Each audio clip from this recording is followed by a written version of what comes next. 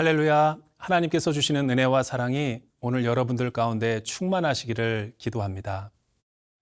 안녕하세요. 저는 대전 온누리교회를 섬기고 있는 김상수 목사입니다. 아하방 시대의 우상 숭배가 극에 달했을 때 하나님은 이스라엘에 비를 내리지 않으시고 가뭄이 지속되게 하셨습니다.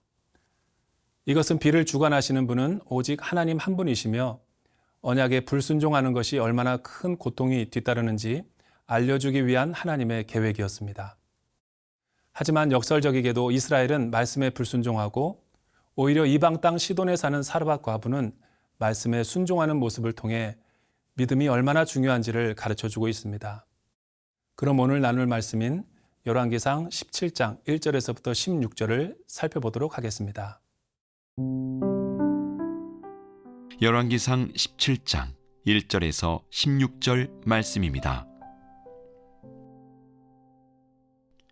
길앗에 의거하는 자 중에 디셉 사람 엘리야가 아합에게 말하되 내가 섬기는 이스라엘의 하나님 여호와께서 살아계심을 두고 맹세하노니 내 말이 없으면 수년 동안 비도 이슬도 있지 아니하리라 하니라.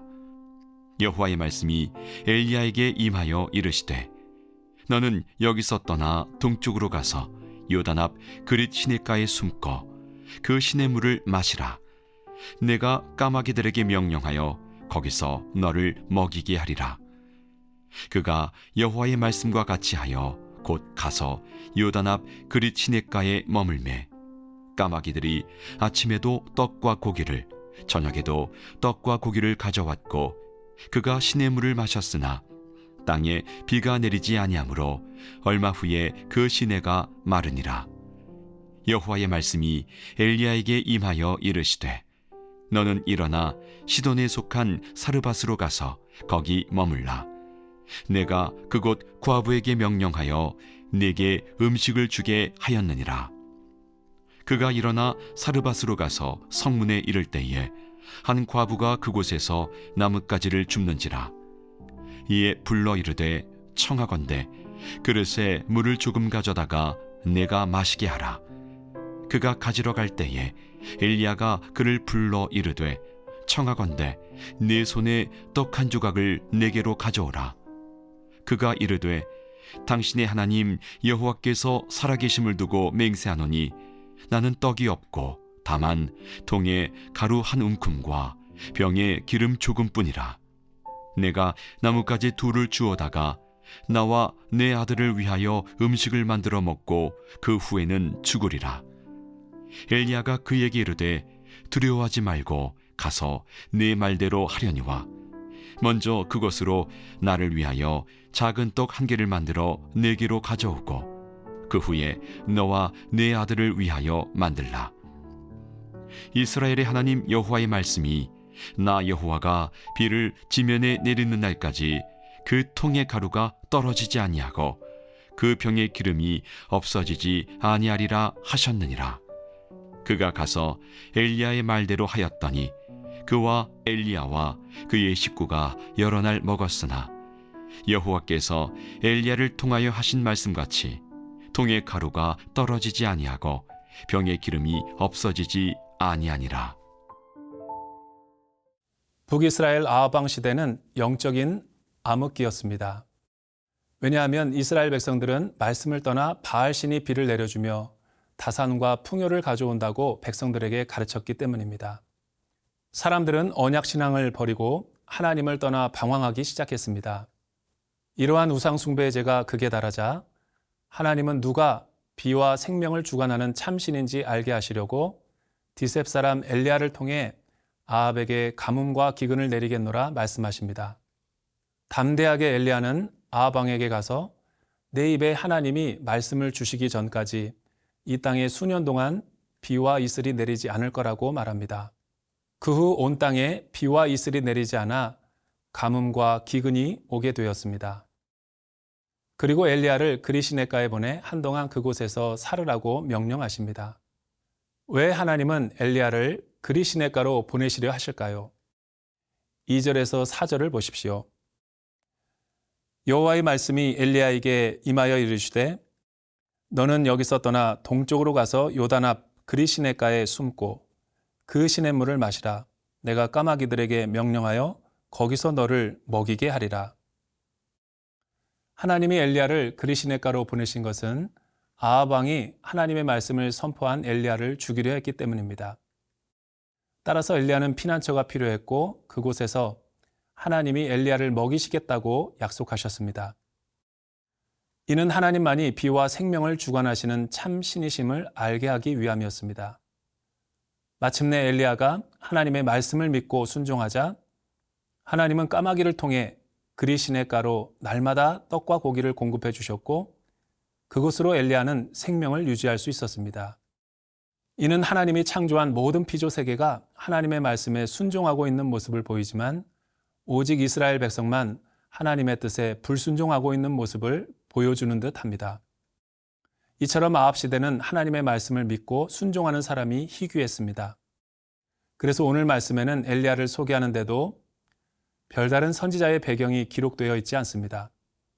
엘리야 시대는 오직 하나님의 말씀만 신뢰하고 단순하게 살아가는 순종 훈련이 필요했기 때문입니다. 이런 의미에서 그리시네가는 하나님의 음성을 듣고 순종하기에 가장 좋은 장소였습니다. 요단강 북은 그리시네는 물이 없는 강이라는 뜻을 갖고 있는 와디라는 지대로 비가 오면 강물이 되지만 비가 오지 않으면 광야로 변해버리는 곳이었습니다. 하지만 하나님이 보호해 주시기에 모든 땅이 가물었으나 하나님과 동행하는 그리시네는 마르지 않았습니다. 이와 같이 그리시네는 나의 약함을 알고 하나님의 전능함을 알아가는 영적인 장소였습니다. 하나님은 기도하고 말씀에 순종하는 엘리야에게 먹을 것과 물을 공급해 주시는 전능하신 하나님이십니다.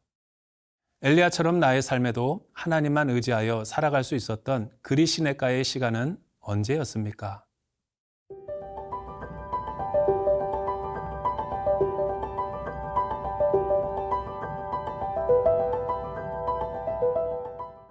하나님께서 엘리야에게 말씀하시자 하늘은 문을 닫고 비와 이슬은 내리지 않았습니다. 온 땅의 가뭄은 극심해졌습니다. 이로써 그리시네가도 점차 물이 마르게 되었습니다. 그러자 하나님은 엘리야에게 그리시네가에서 시돈으로 이동하라고 말씀하십니다. 그리시네가에서 시돈까지는 약 160km 정도 떨어져 있습니다. 게다가 시돈 땅의 과부의 집으로 가라 말씀하십니다. 하지만 아무리 믿음이 좋은 엘리야라도 이 말씀은 받아들이기가 쉽지 않았습니다. 왜냐하면 그곳은 바알 우상의 본거지였고 한 과부의 집이었기 때문입니다. 그럼에도 불구하고 엘리야는 하나님의 말씀에 믿음으로 순종했습니다. 마침내 엘리야가 그곳에 도착했을 때 엘리야는 하나님의 놀라운 계획을 기대하고 있었습니다. 그러나 막상 목적지에 도착했을 때 사르밧 과부는 나뭇가지를 줍고 있었는데 알고 보니 가뭄으로 인해 양식이 떨어져 그의 아들과 한 끼니 식사를 한 후 죽기 위한 소량이었던 것입니다. 그 정도로 사르밧 과부의 집은 매우 가난했습니다. 그럼에도 불구하고 엘리야는 하나님을 신뢰하고 그녀에게 물과 떡 한 조각을 달라고 용기 있게 말했습니다. 그렇게 내 말에 순종하면 하나님을 통해 집의 밀가루통과 기름병이 비가 내리는 날까지 영원히 없어지지 않을 거라고 말했습니다. 이러한 엘리야의 요청에 사르밧 과부는 어떤 마음으로 마지막 떡을 주었을까요? 15절에서 16절을 보십시오. 그가 가서 엘리야의 말대로 하였더니 그와 엘리야와 그의 식구가 여러 날을 먹었으나 여호와께서 엘리야를 통하여 하신 말씀같이 통의 가루가 떨어지지 아니하고 병의 기름이 없어지지 아니하니라. 처음 엘리야의 말을 들었을 때 과부는 절망적이었을 것입니다. 자신의 계획과 생각으로는 끝이라고 생각했을 것입니다.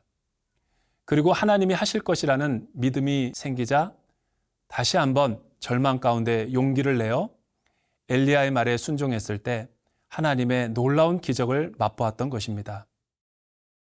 엘리야의 말처럼 믿음으로 순종했을 때 밀가루와 기름병이 마르지 않고 온 가족이 배불리 먹고 풍성한 삶을 누릴 수 있게 되었던 것입니다.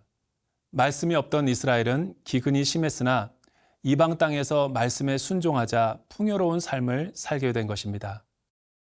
이것은 말씀의 순종을 찾아보기 힘든 아방 시대에 보여준 하나님의 놀라운 표적이었던 것입니다. 이것은 하나님께서 이스라엘뿐 아니라 이방인들의 하나님도 되시며 오직 말씀에 순종하는 사람에게 놀라운 기적을 베풀어 주신다는 교훈을 주고 있습니다. 우리의 삶 가운데 하나님의 말씀에 믿음으로 순종하지 못하게 만드는 영적 장애물은 무엇일까요?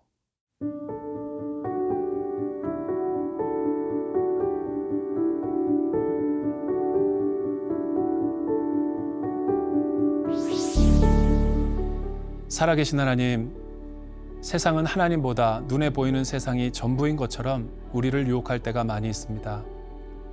이러한 영적 암흑 시대에서 하나님만이 우리를 먹이시고 입히시고 생명을 공급해 주시는 분이심을 믿게 하여 주시옵소서. 우리도 엘리야처럼 믿음의 순종으로 날마다 그리 시냇가를 체험하게 하시고 어떤 절망과 한계에서라도 사르밧 과부처럼 믿음의 순종으로 하나님만 의지하는 삶을 살아가게 해 주십시오. 예수님의 이름으로 기도드립니다. 아멘.